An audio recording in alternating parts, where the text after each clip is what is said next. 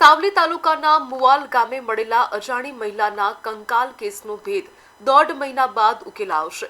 પોલીસે તપાસમાં ખુલાસો કર્યો છે કે 30 વર્ષના પ્રેમીએ 50 વર્ષની મહિલાની હત્યા કરી હતી અને લાશ ખેતરમાં ફેંકી દીધી હતી।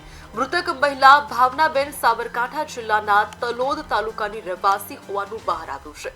તેઓ 30 માર્ચે પાવાગઢ દર્શન માટે નીકળ્યા બાદ ગુમ થયા હતા। 18 મેના રોજ સોશિયલ મીડિયા પર ફોટો જોઈ પરિવારજનોને મહિલાની ઓળખ કરી હતી।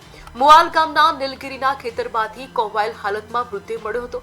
સ્થળ પરથી કપડાં, રોકડ રૂપિયા, ચાવી, ચપ્પલ, મંગળી અને વીંટી મળી આવી હતી, જ્યારે મોબાઈલ ફોન અને ચાંદીના છોડા ગુમ હોવાનું પરિવારજનોએ જણાવ્યું હતું। સાવલી પોલીસે અજાણ્યા શખ્સ વિરુદ્ધ હત્યાનો ગુનો નોંધી તપાસ શરૂ કરી હતી। પ્રાથમિક તપાસમાં પ્રેમ સંબંધમાં હત્યા કરાઈ હોવાનું સામે આવ્યું છે। પોલીસે આરોપી સાગરસિંહ મકવાણાની અટકાયત કરી વધુ પૂછપરછ હાથ ધરી છે। પોલીસે 1 લાખથી વધારે લોકોના કેમેરા ચેક કર્યા બાદ કેસ ડિટેક્ટ કર્યો હતો। આરોપી મહિલાને સાથે મંદિરે દર્શન કરવા લઈ ગયો હતો અને તકનો લાભ લઈને ગળું દબાવી હત્યા કરી નાખી હતી।